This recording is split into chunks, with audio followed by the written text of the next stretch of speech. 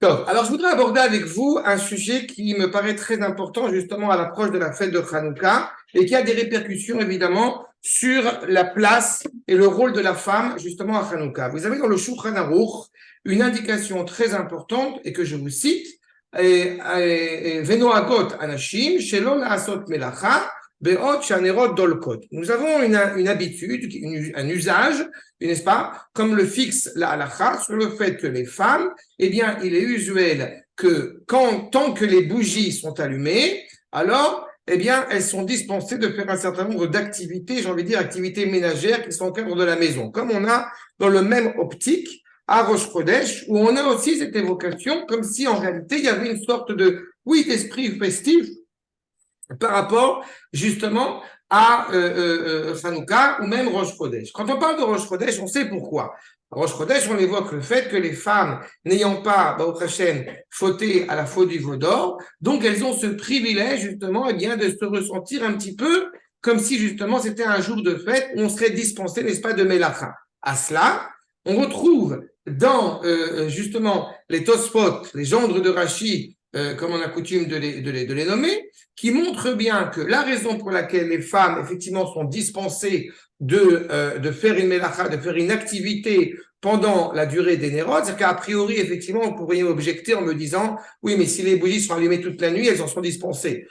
C'est-à-dire, on dit au minimum une demi-heure, disons, il y a cette idée d'esprit, encore une fois, festif, d'être libéré de tout ce qui pourrait nuire à cet esprit festif qui représente Hanouka. Et la raison en cela, comme nous le rappellent, je répète, les Tosfot, sur le fait que les femmes, eh bien, on le retrouve de la même manière à Purim et aussi à Hanouka, ont pris une part active, n'est-ce pas, au miracle de Hanouka. À Purim, par le biais de Esther, et à Hanouka, par le biais donc de Yehudit.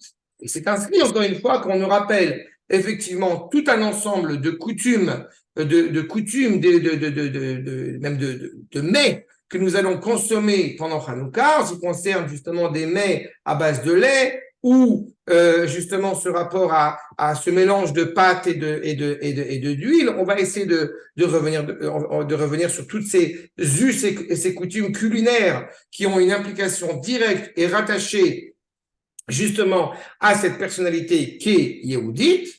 Et justement, la Mishnah Berurah nous dit clairement, c'est justement la raison, il évoque au nom du Rama, pour laquelle nous mangeons eh bien, des produits laitiers, des produits du fromage à Hanouka, pour mettre en évidence que de la même manière que Yehudit ait pu endormir justement notre ennemi et qui nous a permis de mener le combat de la manière la plus forte et la plus virulente possible.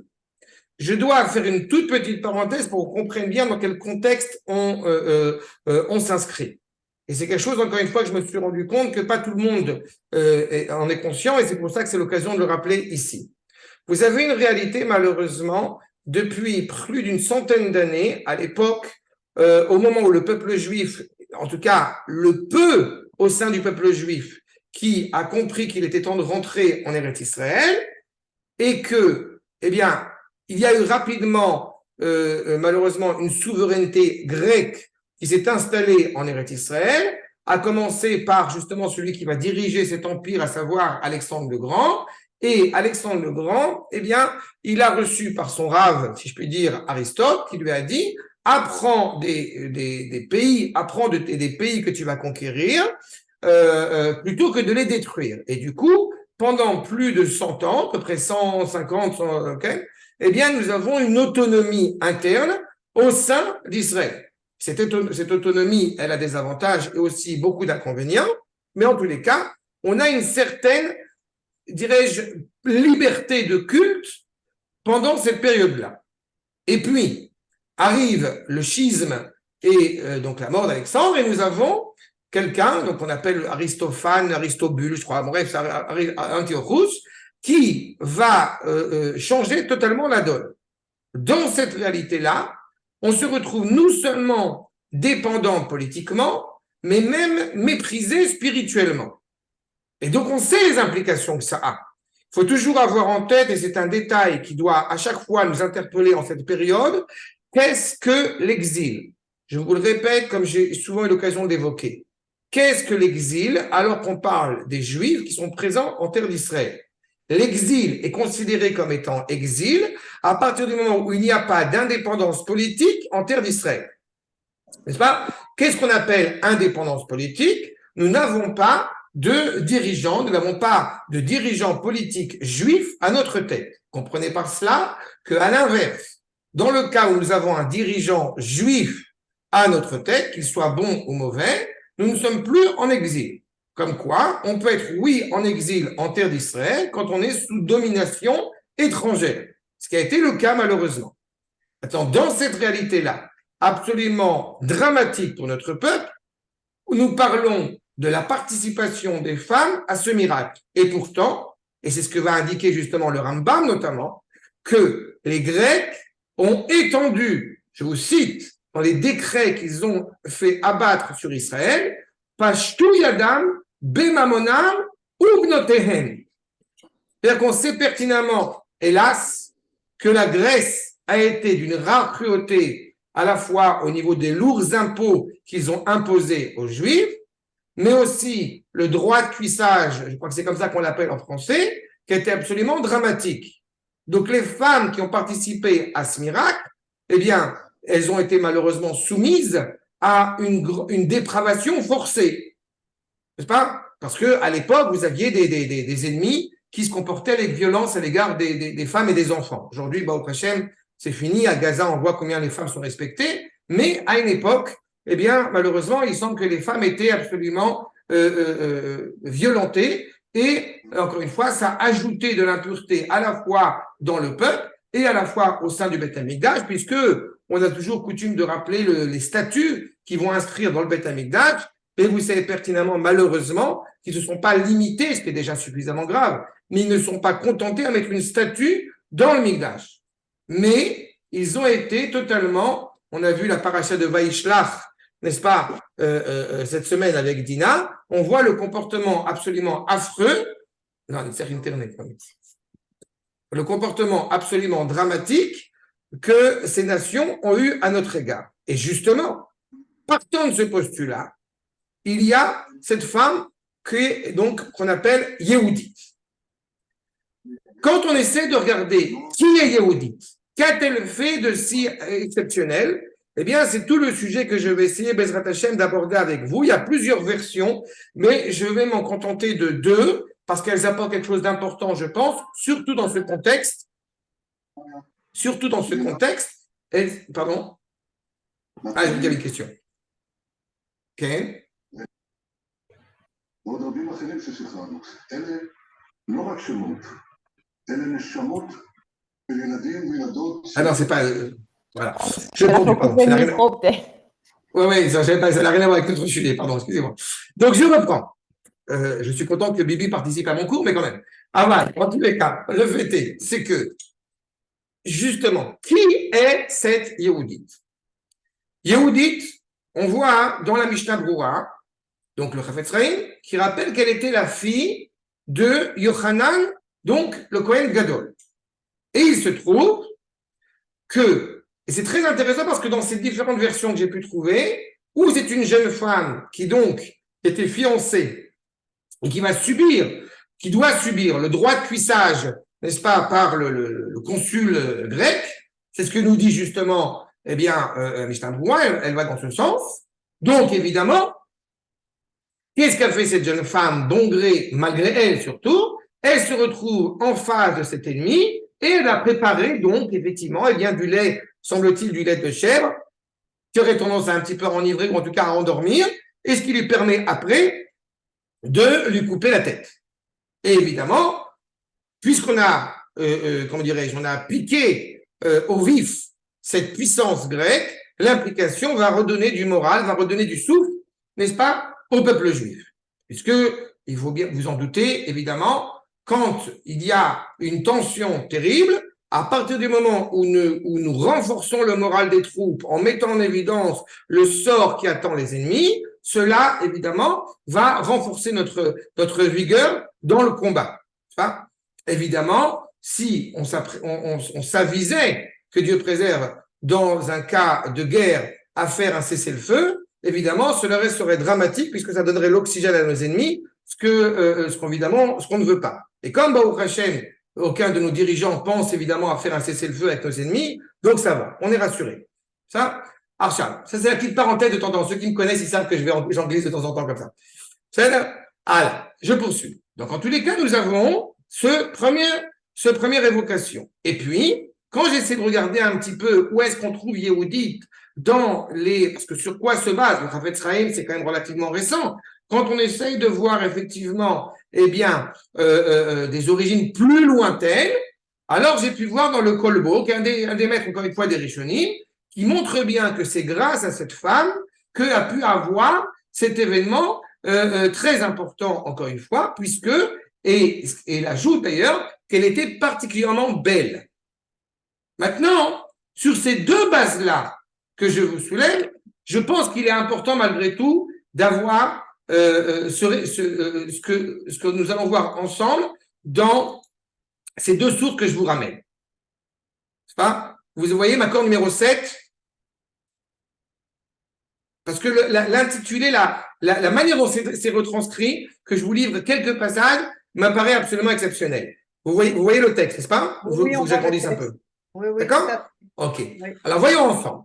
Maaseh, Sheba Melech Hagoyim, Al Yerushalayim. Im Arbaim Elev Gibore Chai. Nous avons donc clairement ce roi, ou ce consul, puisque c'est par rapport à la région aussi, avec 40 000 hommes qui viennent s'abattre sur Jérusalem. Vaïtsar Alea Yamim Rabbi. Donc une guerre qui est suffisamment, encore une fois, douloureuse et difficile. Vayakutsu, Bnei Israël et Penehem, Bematzor ou Bematzot. Nous avons un blocus, nous avons une détresse absolument terrible, Betsarakdola. Encore une fois, je passe quelques mots, c'est parce que c'est pas le plus important. Vaïta Berushalayim Nahara Mibnot Anevim. C'est pour ça que je voulais apporter, parce que c'est intéressant les nuances qui existent. On a vu que c'était la fille du Kohen Gadol, et là on voit que c'est une des filles de prophètes. Uberoto, qui gadel Hashever, ve etzem atzar, donc elle voit la grandeur, la détresse dans laquelle le peuple se trouve, ve tassam nafsha bekapa, ve tetzem shifrata, donc elle prend sur elle, et elle sort avec sa servante, et là c'est très intéressant par rapport au propos, pourquoi ? Parce que qu'elle soit la fille du Kohen Gadol, ou qu'elle soit prophétesse, il est certain que nous avons ici affaire à une femme importante, à une femme qui, encore une fois, qui a une valeur, qui est suffisamment noble. Elle n'est pas en train de dire « je n'ai rien à perdre ». Non, non, non. Elle a un statut, et c'est dans ce statut qu'elle arrive aux portes de la ville. Va t'emmener les Shoharim, Pitrou, Shaharim. Ouvrez les portes. Ve'etse ulai yaseli akadosh baruch hu ot ve'pele ve'arog et kulam. Ve'arog, c'est-à-dire, ve'arog et akofer azeh. Je vais pouvoir agir, que Akadosh baruch hu va m'aider, je vais pouvoir libérer Israël à travers ce que je vais faire. Donc son intention est claire. Vayamrula, lo niftar shanu mefachadim. Ce qui est très intéressant, c'est ça. Les gens qui sont à la porte ne veulent pas ouvrir. Pourquoi? Shema ahavat echad miparshei amelech leinaseh lo. On est dans une telle réalité souillée qu'on ne puisse même pas y penser une seule seconde que cette jeune femme, qui, donc on avait dit tout à l'heure, particulièrement belle, eh bien, elle ne va pas se laisser tenter par l'ennemi. N'est-ce pas? Je peux vous dire que, effectivement, habitant à Akko, j'ai vu des femmes beurre, franchement, elles ne m'inspirent rien du tout. C'est là? Mais il semble qu'il y avait quelque chose qui était, semble-t-il, très étrange dans la mentalité.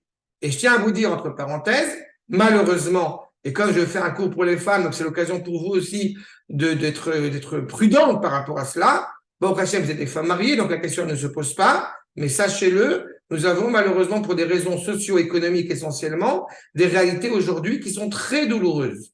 De femmes qui se laissent séduire par des hommes qui semblent très sympathiques et qui ne sont pas juifs, et qui après les emmènent dans leur village, et les implications évidemment sont absolument dramatiques. Donc il faut être conscient de cette réalité-là aussi qui existe. En tous les cas, dans ce contexte-là, Shema Ta'asi Tarbulot à la Ir le Lagda, où tu vas tomber amoureuse parce qu'il il va te séduire, il va te tenter par mille et une raisons où tu vas engranger encore plus de danger à l'égard de la ville. ותאמר חס ושלום, אלא אני בוטחת ברחמי שמיים. En aucune manière que Dieu préserve, j'ai confiance, encore une fois, dans la miséricorde d'Akadosh Baruch Hu, qui va m'aider chez Azreni à la Oyev Hazeh. ותשבע להם בהשם אלוהי ישראל. Elle est engagée, encore une fois, et elle combat au nom du Dieu d'Israël, au nom d'Hachem.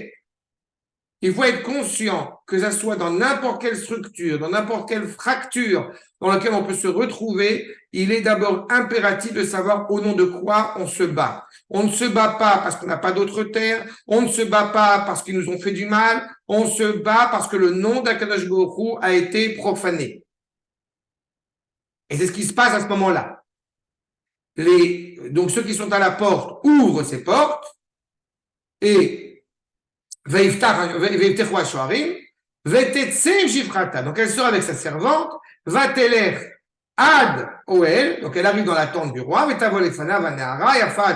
très belle, quand le roi la voit, ça lui plaît énormément, donc encore une fois, il est, comment on dirait, unidlak, genre il est allumé par Yehudi, Hazak. Miyad Biti, qui es-tu, qu'est-ce que tu viens faire ici, etc. Donc, on a compris encore une fois ce qui est en train de se mettre en place. Donc, il va par la suite organiser un festin et, encore une fois que ce festin est terminé, qu'ils se retrouvent tous les deux, eh bien, Velonishar Imameler Zulati, Aneara, Ve Ashifra, il reste qu'avec elle, et voilà. Donc, et ce qui va se passer par la suite, on va en reparler. Maintenant, je vais vous prendre un autre déroulement de cet événement, parce qu'il y a des choses en plus que j'ai trouvées chez un maître qui s'appelle Rabbi Nathan Azati, qui est à l'époque de Shabtai Tzvi, et qui est un des premiers à avoir retranscrit quelques pages, je ne vais pas tout vous livrer, je livrer un extrait, mais où il y a des ajouts intéressants par rapport, encore une fois, à la rencontre de Yehudit avec donc ce roi qui est présent sur place. Vous avez dans Chemdat Hayamim, donc Makor numéro 8. Regardez déjà les nuances. On parlait d'une jeune fille, Néhara, qui est fille de prophète. Là, on nous dépeint Vaï Kishmoa et Advarim Aele, Yehudit Almana, Bat Be'eri. Donc, une femme qui est donc veuve, qui vient, comme son nom l'indique, du kibbutz Be'eri, non, c'est pas vrai. Mais en tout cas, elle vient de Be'eri, Iaïta, Irat Hashem, Meod. Et une femme qui est animée par la crainte clairement révérentielle envers Akadosh Baruch Hu. C'est intéressant, c'est qu'elle s'appelle Yehudit. Encore une fois, on a cette notion, vous retrouvez dans, si je me permets de faire une analogie, mais quand on parle de Mordechai, Ish Yehudi, n'est-ce pas? Nous avons cette même invocation. Cette femme qui ne se prosterne pas, cette femme qui est totalement, encore une fois, engagée, qui va prier, elle va se retrouver dans la pièce avec lui, elle va prier avant, et elle reste, encore une fois, avec ses servantes, ou ses jeunes filles qui sont à son côté. Veille, vous avez en gras, Yaïta Ma'ana Betsum Nafsha, comme Yemechaya. Elle jeûne, elle abonde, c'est pas qu'elle a jeûné toute sa vie, mais elle abonde dans des jours de jeûne. Et elle est particulièrement belle. Elle est, encore une fois, totalement engagée dans la destinée du peuple juif. Et trouve grâce aux yeux de tous ceux qui, encore une fois, eh bien, sont attachés à elle, tous ceux qui la voient. Et quand elle voit, justement, eh bien, ceux qui sont dirigeants en Israël, regardez sa réaction, puisque tout le monde a peur, la personne n'ose réagir. Vous avez ce qui est souligné.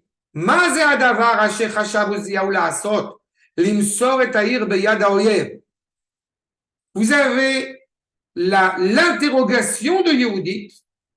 Qu'est-ce que c'est que ce roi qui est prêt à donner la ville aux ennemis?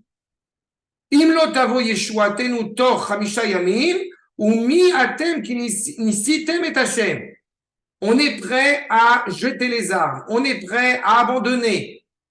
Si le Mashiach, il n'arrive pas tout de suite, c'est fini, je pars m'installer en Allemagne. Et j'ai pas compris, Akadosh Baruch Hu, il travaille chez toi ou c'est toi qui travailles chez Akadosh Baruch Hu? Je suis toujours très perplexe quand j'entends ces ces réflexions sur YouTube. Rabotai, le Mashiach, il est à la porte. Ça y est, il arrive là. Il est là. On va se calmer avec ce genre de propos. C'est Akash Borou qui dirige l'histoire. Yehudit est en train de dire des propos véhéments qui en réalité n'ont pas d'autre objectif que de renforcer la confiance dans la destinée exceptionnelle du peuple juif. Et elle poursuit. C'est pas comme ça qu'on reçoit la bonté d'Akadosh Baruch Hu. Rak la'ir charon af Hashem. Ça ne va faire que engranger, ajouter à la colère d'Akadosh Baruch Hu qui a fait qu'on en est là où on en est. Qui samten givul le chasada. Vous avez fixé une limite. Soyons reconnaissants envers Akadosh Baruch Hu, sachons quel est notre rôle, sachons ce que nous n'avons pas fait malheureusement. Et Khalila la sour ma'achrei Hashem. Ne manquons pas une seule seconde, encore une fois, de faire preuve de confiance à l'égard d'Akadosh Baruch Hu.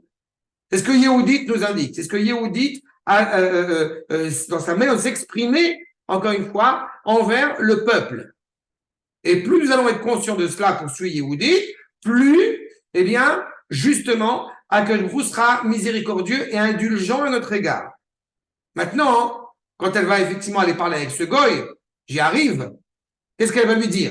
Elle est consciente encore une fois qu'on vit un moment de détresse, mais elle est consciente aussi que Akadosh Baruch Hu, encore une fois, va nous aider et on va faire en sorte qu'il nous aide.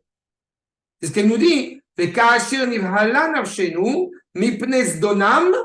Quand effectivement on va être conscient des mots MAUX qu'on a pu commettre et que ça va entamer automatiquement à l'échelle nationale un processus de Teshuvah, on va se réjouir dans la délivrance d'Akadosh Baruch Hu. Ce que je vous ai écrit en gras, ce que je vous ai souligné en gras.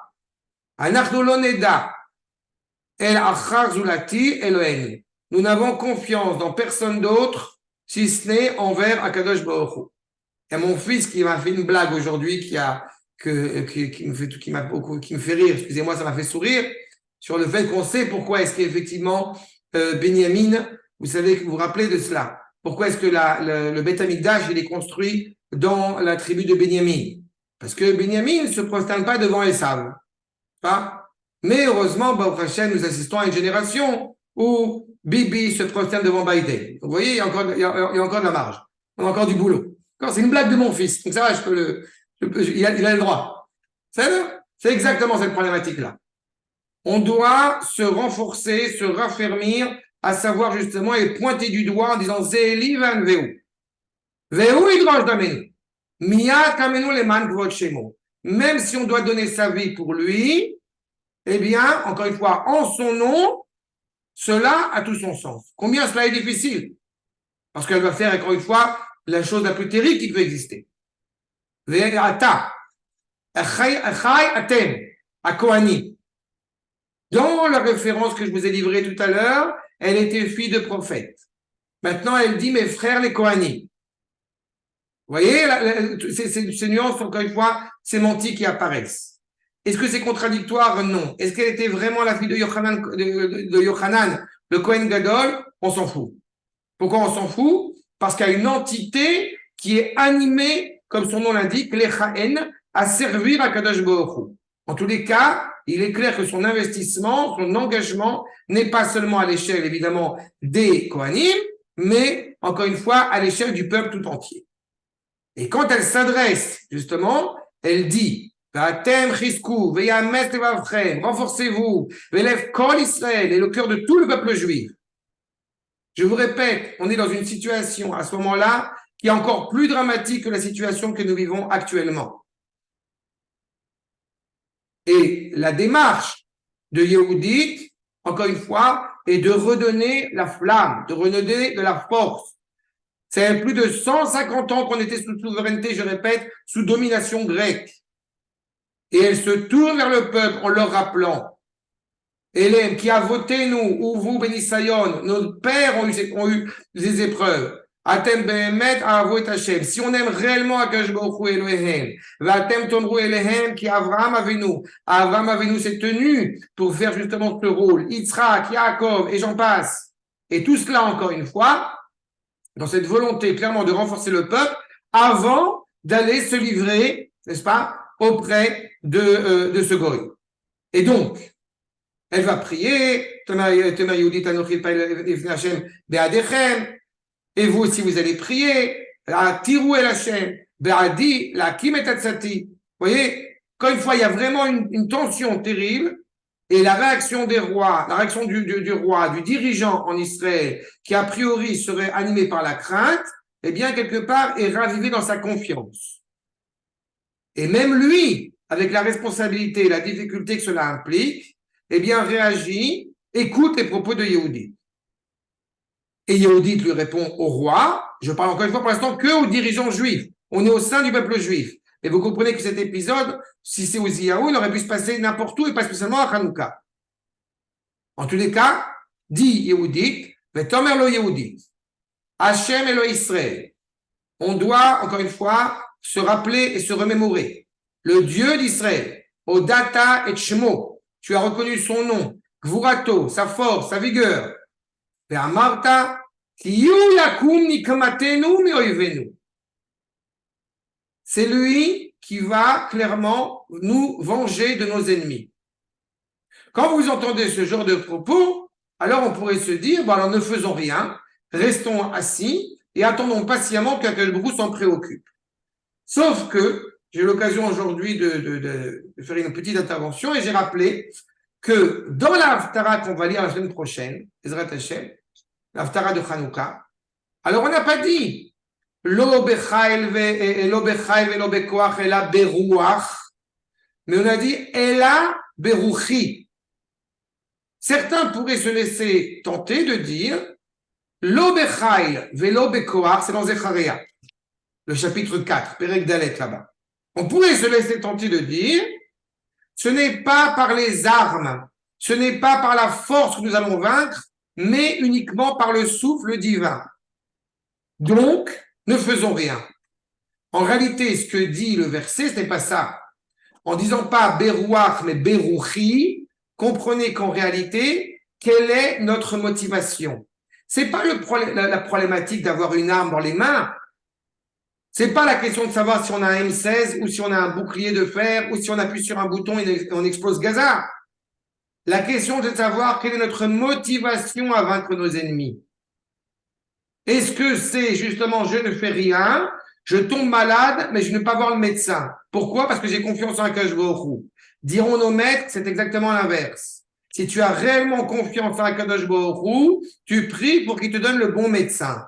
Si tu as réellement confiance en Akadosh Baruch Hu, eh bien tu pries pour que ton âme ne s'enlise pas, ne s'enracine pas quand tu as mené le combat, et tu es motivé par la parole d'Akadosh Baruch Hu, Berucho, Beruchi, pour vaincre justement nos ennemis. C'est cela qui se passe. On va le dire dans la liturgie, Nakamta et Nikmatenu. Mais on sait très bien que ceux qui se sont battus, c'est cette poignée d'hommes qui a osé affronter un empire colossal. Et pourtant, on insiste. C'est toi qui as mené le combat. Parce qu'en réalité, mené par l'armée, mené par les forces militaires terrestres, c'est le bras agissant d'Akadosh Baruch Hu. Et dans le cas précis, c'est ce qu'effectivement le peuple avait besoin d'entendre. Et ce que Yehudit, semble-t-il, eh bien, s'engage au prix de sa vie presque. Ça soit sa vie tout court ou sa vie de jeune femme, elle s'engage à faire cela. Maintenant, Akadosh Baruch Hu, Shavar Rosh Kol HaReshaim, il va briser la tête de tous ses ennemis, Balayla Hazeh Beyadi. Comprenez ça au sens figuré comme au sens propre. Vous voyez dans quel esprit elle part voir ce roi Goy. Akadosh Baruch Hu va briser la nuque, j'ai envie de dire, de nos ennemis, par mon intermédiaire. Tout cela pourquoi? Les man teda, qui chen ouine, zerosh alifourni, donc le fameux grec, Ashir Bezdono, qui avec un plus grand méfait a essayé son culot, ou Be'azout Libo, avec un cœur, encore une fois, totalement orgueilleux, il a cru une seconde qu'il pouvait porter préjudice et détruire et nuire Israël. Sache-le, je vais lui rentrer dedans. Si je traduis dans mes mots, voilà, on va le tuer.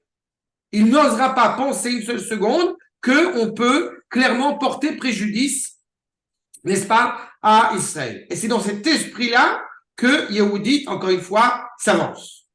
Maintenant, elle arrive là-bas. Donc elle arrive là-bas, pareil, elle se présente, encore une fois, avec tout ce que ça implique. Vous voyez, Veipol al Raglei Yehudit, l'homme est tellement subjugué par la personnalité de Yehudit, alors il se prosterne devant elle.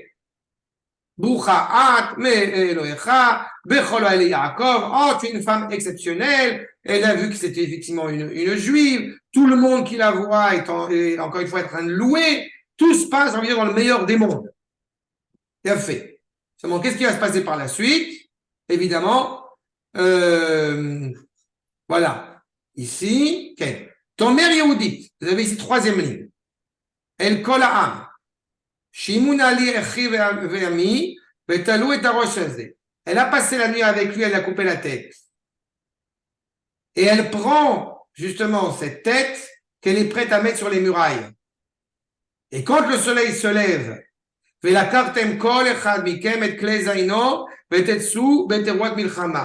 a laissé entendre au peuple son projet. Son projet, c'est de se laisser séduire, soi-disant séduire, par ce consul grec, de lui couper la tête, d'élever la tête sur la muraille, et à ce moment-là, de leur dire, vous prenez les armes, vous êtes prêts à vous combattre.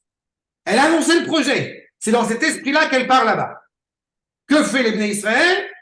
Vayassou, ce qui est en gras, Vayassou ken, Bnei Israël, Kacher et Irayom, Talou, Al, Rosh Achomot, et Rosh Aoyev Atzoré. Sa tête, n'est-ce pas, il n'y a plus le corps, mais sa tête, elle est bien suspendue, qu'on la voit bien. Vaikar Kolish Vaish, Klem Ilchamto Beyado. Vous voyez à quel point, encore une fois, l'implication de cette femme a été exceptionnelle, d'abord et avant tout, pour rendre le souffle, eh bien, au peuple. Dois-je rappeler, peut-être c'est l'occasion, dois-je rappeler que peut-être certaines parmi vous pourraient s'interroger en se disant, mais quand même, comment est-ce qu'une femme peut aller à l'armée? Comment est-ce qu'une femme peut comme ça couper la tête d'un pire ennemi? Comment est-ce qu'une femme peut-elle être juge comme le cas de Dvorah? Alors, toutes ces idées pseudo-féministes ou au contraire machistes n'ont que faire quand on parle des épisodes, encore une fois, qui ont marqué notre peuple. Si, effectivement, ces femmes, il est essentiel, elles ont été exceptionnelles, c'est que malheureusement, la situation du peuple est une catastrophe. Et je dis ça pas par mépris pour ces femmes, bien au contraire. Mais les femmes n'ont pas assuré, les hommes, c'est-à-dire, les hommes n'ont pas assumé le rôle qu'ils avaient à ce moment-là à tenir. Et comme nous le savons, la femme est animée par une émouna, je me permets de le rappeler, est animée par une émouna naturelle, par une confiance envers Akadosh Baruch Hu, sans spécialement avoir besoin d'aller à des milliers de cours pour se renforcer dans cette démarche, encore une fois, qui est la pierre angulaire, qui est l'épine dorsale du foyer, l'épine dorsale de la nation. On se rappelle de Sarah, mais ça a été le cas à travers encore une fois, toute l'histoire de nos matriarches et bien plus. Donc, elle a réussi à redonner ce souffle-là. Maintenant, qu'est-ce qui se passe en parallèle chez ces fameux ennemis qui, eux, ne sont pas au courant du projet, mais il semble, enfin, ils vont l'apprendre, j'ai envie de dire, assez vite. Vous voyez, Vaïtsu, Vaïtkeu, Vaïreu Teroua Gdola, voilà, il est. Vekacher, Raouchen Shomra Achomot, Baou Beol Malkam. Ils ont vu la tête, ils ont vu qu'il est en train de se passer quelque chose, ils vont dans la tente de leur roi. Qu'est-ce qu'ils découvrent? Vaishmiu Kol Gadol, Petach Roel Aïro. Et ils essayent de parler fort pour essayer de le réveiller. Qu'est-ce qui se passe? Les Kacher Baou Asari, n'est-ce pas? Les meilleurs ministres, les plus élevés, les plus proches, si je puis dire, de la cour du roi. Ve'oreru et Ameler, qui a tsu Arbarim, ils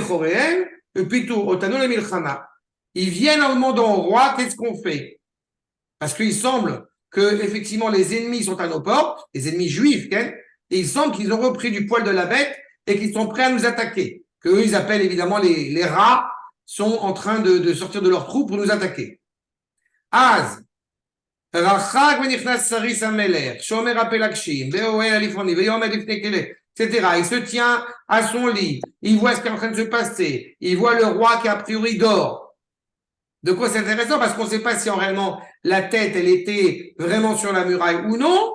Là, ça laisse assez, j'ai envie de dire, gore l'esprit qui est en train de se produire ici, c'est qu'effectivement, ils ont vu la tête dans le lit, en train de dormir. Sauf qu'ils ont enlevé le drap et ils ont vu qu'il n'y avait plus de corps. D'accord? C'est charmant, n'est-ce pas? Et la catastrophe. Donc, il y a un grand cri. Il y a un grand cri, évidemment, qui est poussé. Il se demande qu'est-ce qui se passe. Il se tient à ça. Il voit cette femme, Isha Achat Ivria Astarak dans la zé. Ils ont vite compris, évidemment, que la responsable, c'est cette femme juive qui, effectivement, a commis l'impudence de tuer notre dirigeant.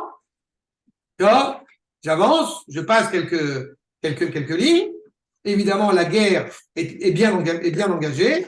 Mais, Ba'asher Aouken, Bnei Israël yardou minarim, ve'irdefu achrehem betroat chatrotzot, le chauffard est sonné, on y va, on le rentre dedans, vayumakim et kol nimsaim. Pourquoi je vous ai livré, c'est pas fini encore, et pourquoi je vous ai livré ces passages-là? Parce que vous avez ici l'exemple cuisant, comment est-ce qu'une petite poignée d'hommes peut arriver à vaincre un empire aussi important, aussi colossal, armé, j'ai envie de dire, jusqu'aux dents, avec des armées de professionnels, avec des éléphants qui représentent leurs tanks. Comment est-ce qu'ils sont capables de mener une guerre aussi virulente? Réponse, la motivation. Réponse, la émouna. Réponse, la confiance, encore une fois, indubitable dans la justice et dans la justesse du combat qui est mené. C'est l'essentiel. Il ne serait pas souhaitable, et malheureusement combien les médias sont doués pour essayer de le faire, mais il ne serait pas souhaitable d'affaiblir le cœur du peuple juif et encore moins le moral des troupes. Il est essentiel dans cette guerre qui est menée à l'époque de Hanouka, Bayaïmahem ou Basmanazé, ce qui est allé vrai à l'époque de Hanouka n'est pas moins vrai aujourd'hui. Il est essentiel, encore une fois, de montrer cette force virulente. Maintenant, Yehudit a une implication sur l'armée, sur les soldats, sur le peuple juif, qui vont aller en abondance de plus en plus pour mener ce combat. Qu'en est-il pour les femmes? Vous avez ici ce qui est souligné un peu plus loin. Betetsena kol anashim achria betupim ou bemacholot. Ça vous rappelle un souvenir? Myriam, qui je le rappelle, et j'avais l'occasion de faire un cours sur Myriam, et peut-être je le referai à l'occasion. Myriam, je le rappelle, on est en plein milieu d'Auschwitz, elle fait des Chugebait, elle va dans chaque foyer, elle fait des cours, elle fait le Machon Meir, on prépare activité manuelle, on prépare les tambourins parce qu'on va sortir. Vous avez la même réaction ici face au moral du peuple juif qui était plus bactère. Et à ce moment-là, grâce à Yehudit, eh bien, les femmes sortent. Elles sortent avec des tambourins. Elles remercient Akadosh Baruch Hu, L'Hashem Kitov, Ki Leolam Chasdo. Dois-je vous rappeler que quand on a cette guerre qui est menée, on est malheureusement, j'ai envie de dire, on n'est pas encore à la fin des temps. On n'est pas encore dans une réalité où ça y est, nous sommes accédés au niveau le plus haut que le peuple juif pouvait mener. Loin de là. Nous n'avons pas des juifs qui sont spécialement érudits en Torah. Mais pourtant, on a ces juifs qui se renforçaient parce qu'on a su trouver le bon moyen, le bon moment, la bonne parole, montrer ce don de soi. Je ne suis pas certain que parmi ces juifs, justement, ils étaient tous aux côtés des Maccabim, ils étaient tous en train de se battre encore une fois et étaient conscients de la grandeur du peuple. Mais ce qui vient de se passer avec Yehudit a fait qu'ils vont commencer à mettre les tzitziot, a fait qu'ils vont commencer, Yehudit, n'est-ce pas, Bad Be'eri, eh bien ils vont commencer à mettre les tefilin. Et je ne sais quoi d'autre. D'accord? Si vous voyez si vous voyez des analogies ou avec ce qui se passe aujourd'hui, ce n'est pas fortuit, hein, je vous le dis tout de suite. On a un réveil du peuple. Tout cela au nom de Yerushalayim, pour Yerushalayim, et Teilat Yerushalayim, et Simchat Israël, la joie d'Israël, et Kvod Amenu, encore une fois, l'honneur du peuple juif. Pourquoi? Qui a cita Bekoach Chazak Akadosh Baruch Hu, tu as agi avec force, Veyad Hashem Aïta Imecha Lechazek Otra. Or, Imach Lechazek Otra. Yehudi est animé par cette fougue, par cette valeur inestimable. Et regardez la suite. Tout cela, encore une fois, qui est mené par le peuple, est reconnu comme étant, prenant sa souche à Kadosh Baruch Hu. Yemincha Hashem, Nedari Bakoa. Vous reconnaissez la Shiratayam? On est à ta droite. Yemin Hashem Osechaïl. Yemin Hashem Osechaïl. La droite à Kadosh Baruch Hu. Tir'at Soyev. Tu les éclates. Mi kamocha ba'elim Hashem. Mi kamocha ba'nedar bakodesh. On est passé d'une réalité, hélas, d'une assimilation la plus terrible, d'oublier son identité, à une réalité où cette identité, encore une fois, est extrêmement renforcée, est extrêmement élevée.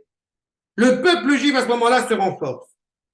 Vous comprenez, encore une fois, que ce qui importe à ce moment-là n'est pas de savoir si réellement, en l'occurrence, eh bien, nous sommes dans une situation de pureté ou non, puisque nous ne le sommes pas.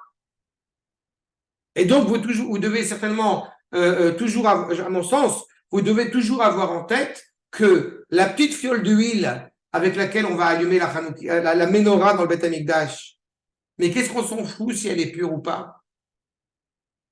À partir du moment où le peuple juif est dans sa grande majorité impur, on renouvelle le travail dans le Beth Amikdash dans cette situation d'impureté. Donc, qu'est-ce qui se passe dans le peuple juif? Pourquoi est-il si important de mettre en évidence le sceau du Kohen Gadol? Parce que tout le peuple juif est engagé dans cette revirginisation, dans cette restructuration, justement, du peuple.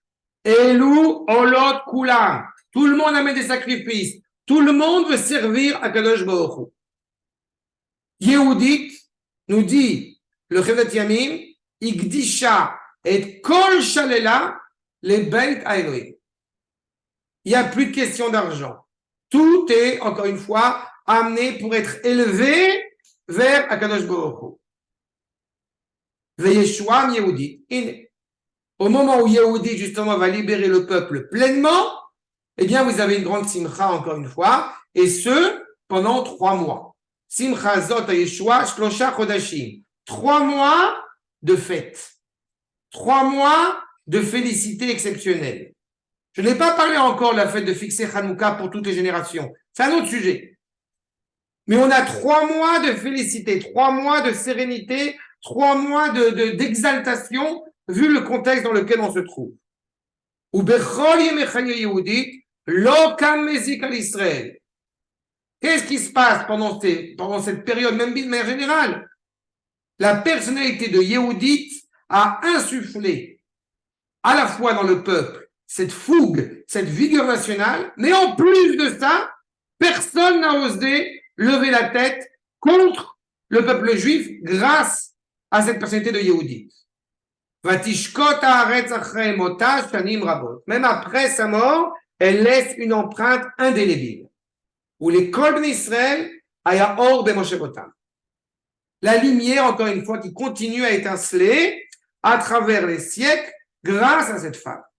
Donc, vous comprenez qu'en réalité, quand on dit qu'effectivement les femmes ont été blessées, ce qui est vrai, mais pourquoi est-ce qu'on insiste en disant que justement le miracle, la femme y a participé, et en particulier Yehudit y a participé, c'est pas simplement le fait d'avoir donné sa vie ou le fait d'avoir d'avoir fait un don de soi exceptionnel, c'est d'avoir été l'initiatrice de retrouver encore une fois la confiance, la émouna au sein du peuple juif pour mener encore une fois la justesse du combat. Et quand on va se préoccuper, ce qui est tout à fait louable, quand on va se préoccuper pendant Hanouka avec un certain nombre de mets que nous allons préparer, eh bien, on pourrait presque les déprécier, les négliger, rigoler un peu dessus, sur les souganiotes, sur les lévivotes, sur les boulettes de pommes de terre, faites à l'huile.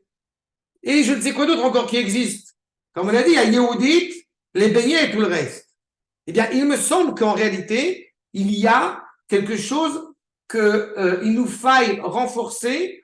Et je pense que par le biais de ces us et des coutumes de ces mets, on a déjà une indication sur ce qu'a apporté Yehudit qui manquait. Pendant une centaine d'années, comme on l'a dit, on pouvait éventuellement avoir une liberté spirituelle, mais il nous manquait une liberté nationale. C'est quelque chose que j'ai souvent l'occasion de répéter en cette période. Posons-nous la question une seconde. Hanouka, on a grandi en France, je pense pour la plupart d'entre nous, et on a évidemment appris que Hanouka était une fête spirituelle, une fête religieuse. Et puis, Baruch Hashem, on arrive en Israël et on comprend, et ne serait-ce que grâce à ces sources que je vous ramène, on comprend qu'a priori, la fête de Hanouka serait une fête sioniste, serait une fête nationale, la victoire militaire. Alors, tout de suite, évidemment, on se dit, bon, alors en fin de compte, c'est pas une fête religieuse, c'est une fête nationale. Et puis, on pourrait s'arrêter là en disant, bon, ben, il y a une contradiction entre les deux. En réalité, il me semble que la fête de Hanouka, en l'occurrence, eh bien, elle est d'une haute élévation spirituelle. Mais d'une haute élévation spirituelle en comprenant ce que représente cette notion de spiritualité dans la tradition hébraïque. C'est quelque chose que je rencontre dans plusieurs paramètres, encore une fois, je répète, quand j'étudie les différents épisodes, les différents paramètres de Hanouka, à comprendre qu'en réalité, il ne peut pas y avoir d'entité nationale sans qu'elle soit intimement rattachée au Kodesh. Et que le Kodesh ne peut pas s'exprimer dans toute sa force quand il n'est pas rattaché à l'esprit de la nation. Les deux sont indubitables l'un avec l'autre. Et justement, toute la problématique, c'est que pour certains juifs, on va mettre l'accent sur la fiole d'huile, alors qu'on voit bien qu'on n'en parle pas dans la tefila. Pour d'autres, la dimension de Hanouka prend son sens au niveau national. Mais je pense qu'on aura réussi réellement à vaincre le combat qui a été l'affrontement que nous avons avec les Grecs, quand nous aurons réussi à dépasser et à surpasser et à supplanter ce rapport, j'ai envie de dire, séparatiste. Cette dichotomie qui apparaît en évident comme étant une dichotomie. Et ça me paraît essentiel en cette période de Hanouka. Dira Manitou que la raison pour laquelle nous n'avons pas écrit, retranscrit dans le Tanakh, dans une Maseret, on l'a inscrit à travers le Shabbat, à travers le traité de Shabbat, mais pourquoi nous n'avons pas inscrit l'épisode de Hanouka? C'est parce que le combat n'est pas encore terminé. Pourquoi le combat n'est-il pas encore terminé? Parce que nous n'avons pas encore, pour le moment en tout cas, mis à succès cette identité qui doit nous animer. Comment je vais y arriver? En étant conscient, je veux dire pas de la valeur du ventre, mais en étant conscient, puisqu'on a commencé notre propos en parlant du fromage que nous consommons, eh bien, en étant conscient que mon investissement pour servir à Kadosh Baruch Hu n'est pas réservé à la Neshama, mais s'inscrit dans toute notre entité. Je me permets de vous le rappeler, la Grèce, ce qui anime l'Empire grec, c'est la capacité de formuler des théories. Quand on formule des théories, n'est-ce pas? Eh bien, on sépare les éléments entre eux. On n'a pas besoin de savoir que 2 boules d'hydrogène et une boule d'oxygène, ça fait de l'eau. Mais quand on va le mettre en place, sans être spécialiste, loin de moi, vos maris sont quasiment tous des médecins ou des gens au Technion, je parle pour Aaron et voilà les autres. Donc évidemment, c'est pas moi le scientifique qui vous expliquerai ça. Mais vous savez pertinemment, n'est-ce pas, pour le peu que je m'en rappelle, les 2 boules rouges et la boule noire, ou l'inverse, je ne sais plus. Ça, je n'ai pas tout oublié. C'est là. Il y a cette dimension-là qui donne un sens extérieur, mais automatiquement, eh bien, c'est formulé dans cette culture, comme je le dis, séparatiste. Quand on va mettre en évidence que Hanouka, justement, comme insiste le Ramar sur le fait qu'il faut manger des choses laitières justement pendant Hanouka, ou c'est justement, c'est Lévivot, Gladkes. Gladkes, c'est boulettes de pommes de terre à l'huile. On veut raffermir les cœurs. C'est pas un hasard, ça s'appelle Lévivot, pour appeler encore une fois ce qui a poussé, ce qui a mené à la victoire. Dira le père du Rambam, le Rav Maimon, sur le fait qu'il y ait une coutume, et je vous cite ce qu'il nous dit, En laquelle beshum minag va filou minag kal. Ne méprisons pas les coutumes qui se sont inscrites dans le peuple juif, et particulièrement, même le plus léger d'entre eux. Et il cite, Veitrayev kol nachon, tout celui, encore une fois, qui comprend la valeur et le sens de la fête, eh bien, va organiser Mishte, Simcha, Ma'achal, même dans la nourriture, il va avoir une réminiscence des événements qui sont importants et qui marquent l'esprit qui doit nous animer pendant ces 8 jours. Encore une fois, vous savez pertinemment, quand on pense à Rosh Hashanah, où le rapport, évidemment, entre les mets et ce qui anime Rosh Hashanah est évident, et ce ne sont pas des jeux de mots, ce ne sont pas des simples jeux de mots, il y a une profondeur à travers même les mets qui sont consommés à Rosh Hashanah. Et donc, on a un même esprit. Et dira le Rav Maimon, justement, qu'il y a cette coutume, Pashut Aminag Lasot Sfinge. Sfinge, Baravit, les Souganiot, les beignets. On est quand même au XIe siècle, hein. Comme quoi, c'est une mitzvah de faire des sphinges. C'est très bon en plus. Le fait c'est qu'il y a donc ce rapport-là. Et pourquoi est-ce que c'est important? En rajoutant du miel, etc. Vous avez ici, en fait, l'essentiel de ce que représente le beignet. Qu'est-ce que le beignet? Qu'est-ce que le sphinge? C'est de la pâte et de l'huile. Bon, et du sucre. C'est quoi la pâte? C'est le rapport au corps. Et Yehudit a été prête à donner sa vie, à se souiller pour sauver le peuple juif.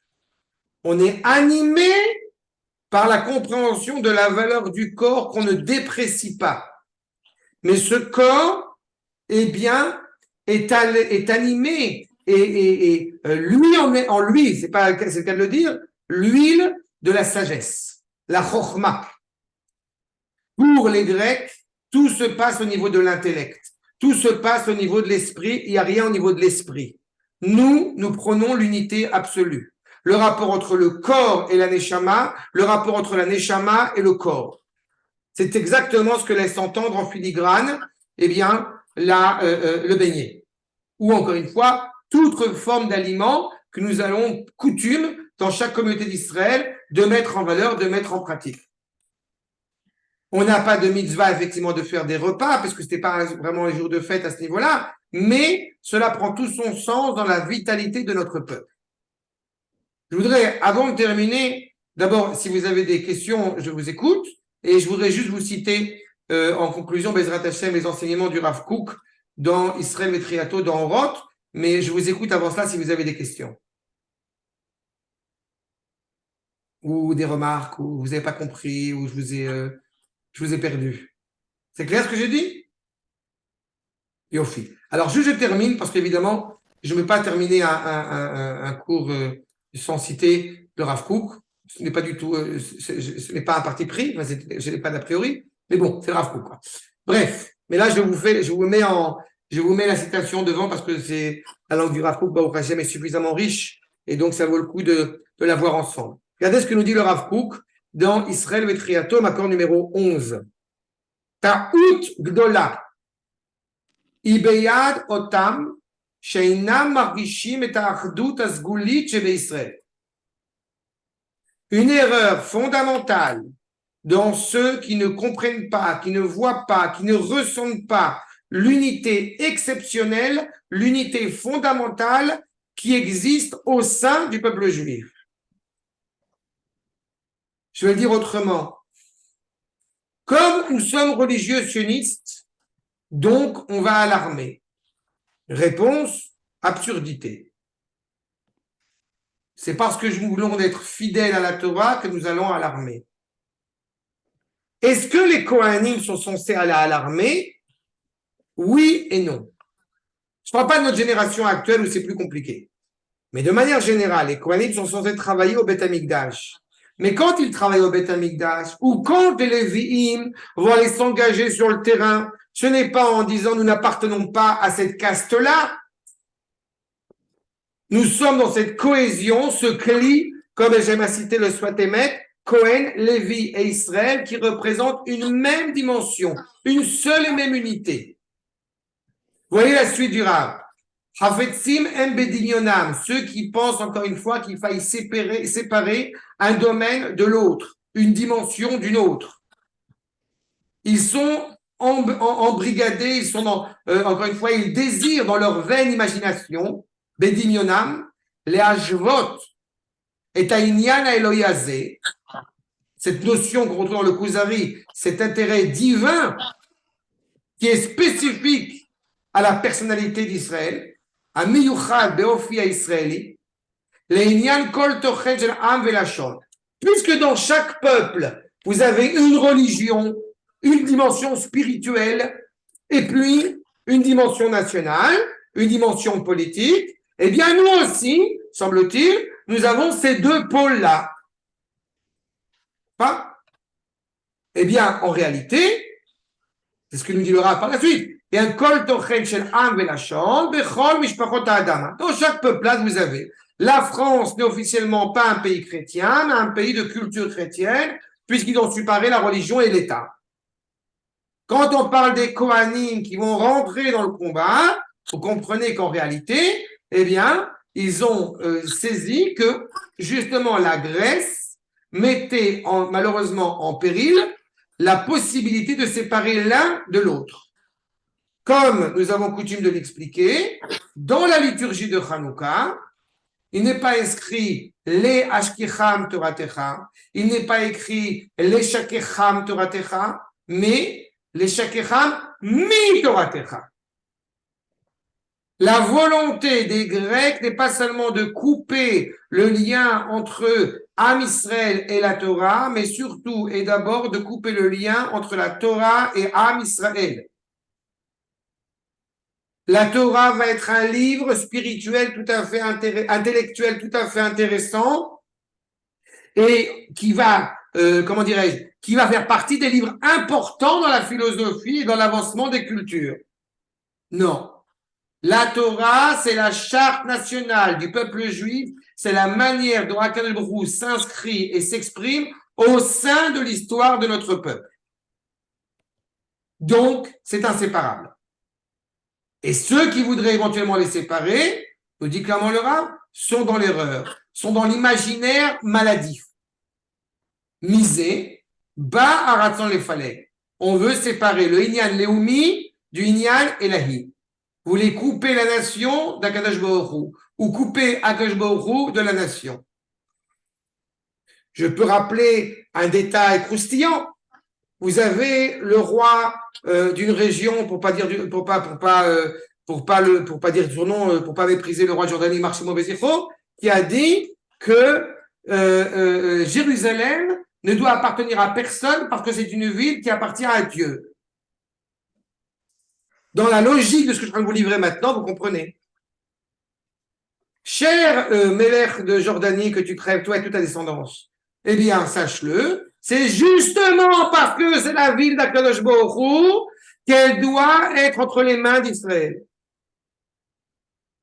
Parce que c'est intimement lié l'un à l'autre. Le Inyan Elahi et le Inyan Leumi ne sont pas deux parties, ne sont pas deux plougotes.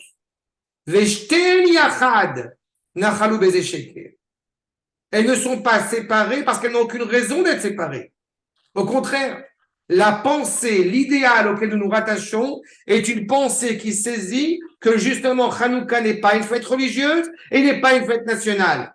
C'est une fête qui vient justement consolider, célébrer l'unité totale de la nation avec Akadosh Baruch Hu. Et dois-je le rappeler, la seule fête historiquement parlant qui s'est déroulée en Eretz Israël, c'est Hanouka.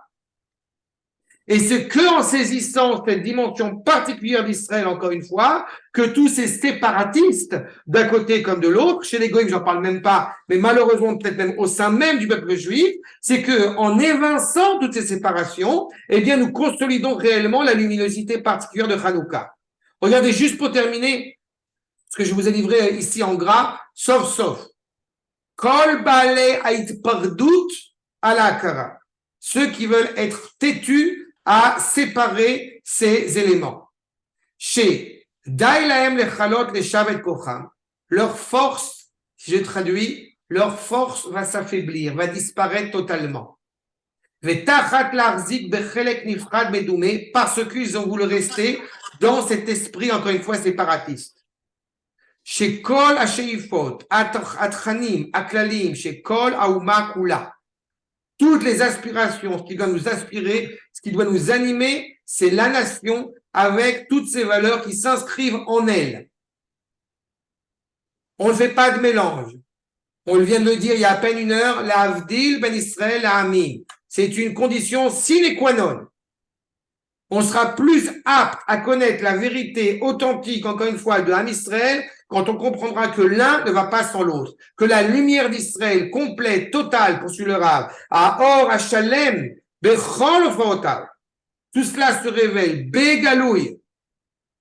Qu'est-ce qu'on a fait à Hanouka? C'est que justement, dans une situation cohérente, eh bien, nous promouvons la Hanoukia en dehors de chez soi. Elle n'est pas à l'intérieur de chez soi, la Hanoukia. Quand on a dû vivre en exil, alors effectivement, parce qu'il y avait un danger, alors on a mis la Hanoukia sur la table de notre salon. Mais le but ultime de la Hanoukia, c'est justement de diffuser cette parole dehors. Que tout le monde, que le monde entier, d'abord Israël pour commencer, mais que le monde entier comprenne bien que toute la création est intimement rattachée à Kadosh Baruch Hu. Ils ont voulu s'enfermer dans l'obscurité de l'exil, dans l'obscurité de faire un monde sans Dieu. On vient rappeler d'abord à nous-mêmes que un monde sans la présence active d'Akadosh Baruch Hu n'est pas une réalité, n'est pas envisageable. Et c'est ce que justement les Kohanim vont rattacher. Et c'est pas un hasard si on dit qu'effectivement c'est une fille de prophète ou une femme qui est rattachée à la famille des Kohanim, parce qu'en réalité, eh bien, elle exprime directement le lien qui la rattache, j'ai envie de dire, au cœur du peuple juif. Animée par Mamlechet Kohanim et Goy Kadosh. Elle est animée par cette entité, encore une fois, de pontife, on dirait en français, cette entité qui sert à Kadosh Baruch Hu, et dont c'est l'ultime rôle. Et tout cela n'est pas énoncé comme un vœu pieux ou comme une utopie, mais au contraire, elle est fille de prophète. C'est-à-dire, elle connaît la parole d'Akadosh Baruch Hu. Et justement, dans cette période, à l'époque du deuxième Beth Amikdash, où la prophétie, eh bien, s'est arrêtée, nous avons Yehudit qui continue à brandir l'étendard, encore une fois, de notre identité hébraïque, de notre identité juive, et c'est grâce à cela, Bezrat Hashem, qu'on assurera la Géoula pleine, Bayei Maher ou Bezeman Hazeh. Ad Kan, est-ce qu'il y a des questions? Bechavod. Amen. Eh bien, je vous remercie. D'autres remarques? Merci beaucoup, Arav. Toda Rabba. Avec plaisir. Shavua Tov, Hanouka Sameach, Bezrat Hashem. Merci beaucoup. Très intéressant. Merci beaucoup.